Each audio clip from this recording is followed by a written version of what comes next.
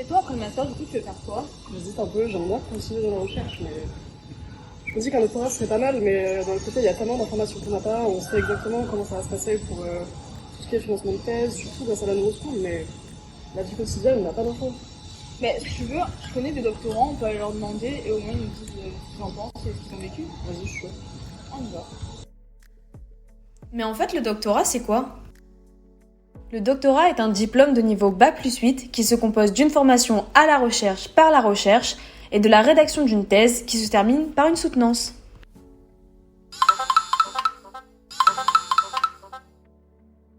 Peux-tu présenter ton parcours et ton sujet de thèse? Du coup, moi, je travaille dans une équipe qui travaille sur le contrôle cognitif et l'estimation du temps. Et moi, je suis un peu à l'interface entre ces deux thématiques. Et globalement, je travaille sur l'évaluation subjective de la durée de nos actions.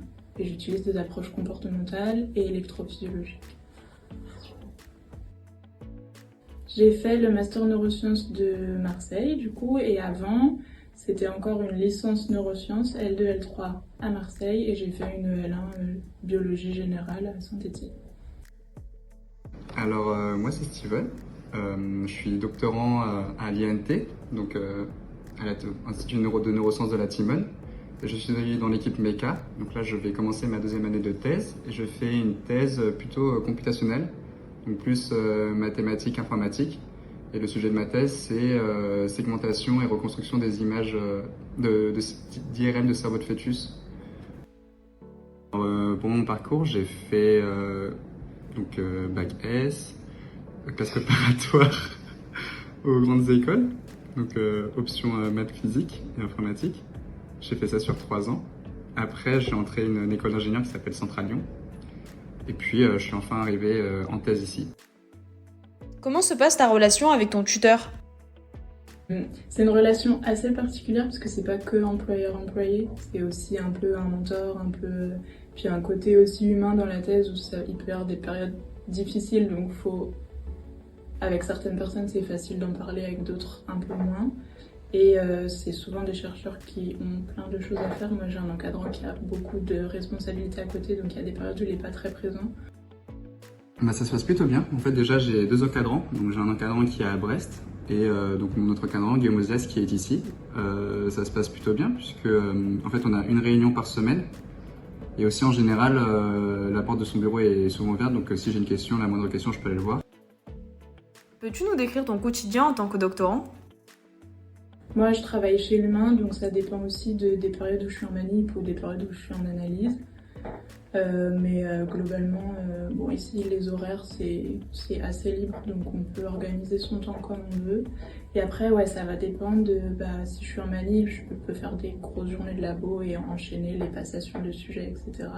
Et après, on alterne, je suis souvent au bureau à faire des analyses, de l'écriture. Mais j'ai pas de journée type parce que selon ce que j'ai à faire sur le moment venu, ma journée va s'organiser différemment. Alors en termes de conférences, oui, j'ai présenté mes travaux dans 3 conférences à l'étranger, en Europe et aux États-Unis. Donc ça c'est plutôt chouette d'avoir cette opportunité-là, ça permet aussi de discuter scientifiquement avec des gens d'une même communauté. Et en termes de formation, de toute manière dans la formation doctorale, on est obligé de faire 100 heures de formation. Donc là, il y a des formations diverses, ça peut être des formations sur les statistiques, sur le devenir professionnel, sur comment écrire sa thèse. Donc il y a plein de trucs variés auxquels j'ai participé. Il y a des formations à l'éthique aussi obligatoires qui sont intéressantes. Et moi, plus spécifiquement, je me suis formée aussi aux techniques. J'ai fait pas mal de choses pour me former à l'EG. Donc une journée type pour moi, c'est en fait ça dépend puisque j'aurai des journées un peu différentes, mais les gros points qui sont à retenir, c'est j'aurai toujours une partie où je vais faire une veille scientifique, enfin depuis récemment, donc je vais dire toujours pour me donner un style, mais c'est en gros, je vois à peu près tous les articles qui ont été publiés des autres groupes de recherche qui vont travailler sur le même domaine, donc là j'ai déjà commencé à retenir quelques noms. Lire quelques articles, donc ça c'est plutôt une matinée dans ma semaine. Là en ce moment j'ai un objectif qui est d'essayer d'être dans une conférence à Athènes Donc là, en ce moment, c'est vraiment je code à fond. Donc ouais, pratiquement toutes mes journées, c'est beaucoup de code, essayer de débugger, essayer de faire des changements, vérifier que les résultats restent cohérents. Donc ça, c'est la partie que je fais actuellement.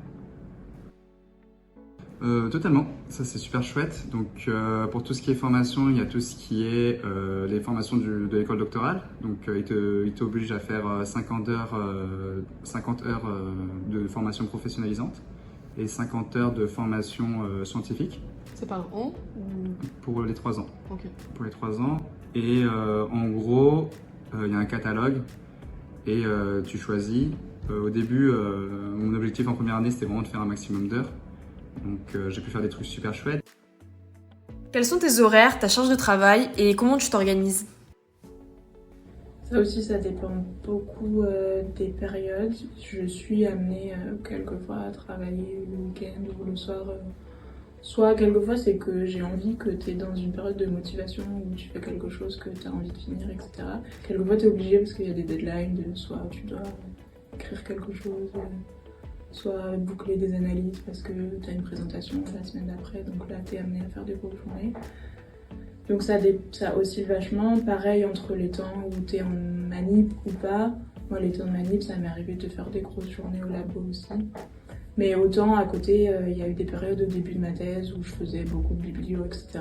Où il y a des fois où tu pars à 16h du labo ou tu arrives à 10h. Ça dépend vraiment des...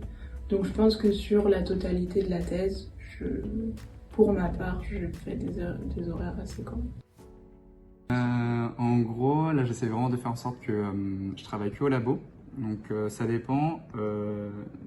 D'habitude je fais du 9h, bon là plutôt 9h30 à 18h30, 19h à peu près.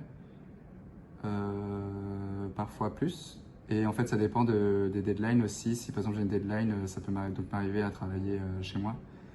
Donc doctorant c'est un peu cliché, mais ouais, c'est le genre de truc où les gens comptent pas trop leurs horaires. Si tu devais faire un bilan de ta thèse, quels sont les points positifs et négatifs et quelles sont les qualités et les compétences à avoir?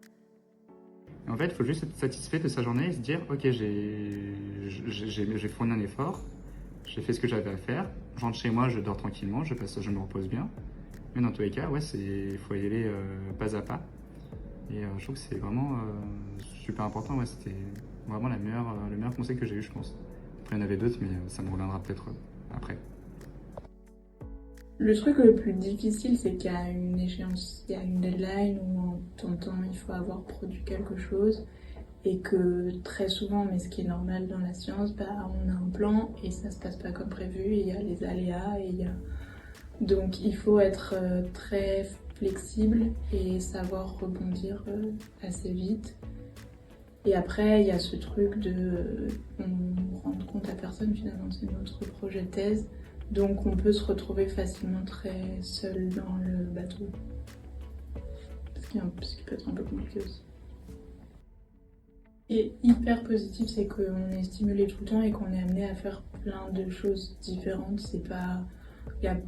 On peut apprendre beaucoup en théorie parce que c'est là qu'on a le recul un peu scientifique, etc. On commence à avoir un bagage théorique assez important, mais on est amené à faire de la technique. Moi, j'ai été amenée à faire des trucs techniques desquels je ne douterais pas, donc ça étend les compétences à vraiment plein d'endroits, que ce soit théorique ou technique.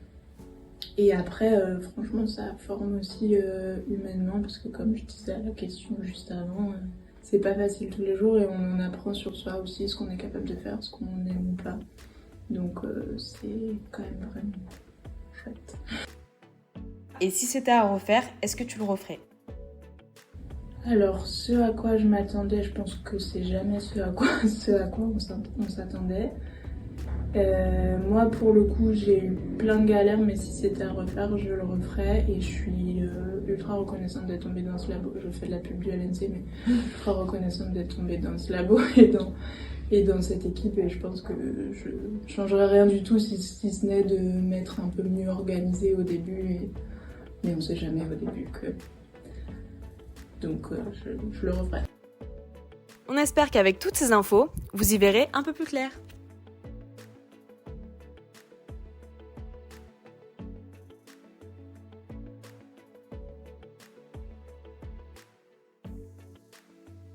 ça en premier. Attention, attends. Action.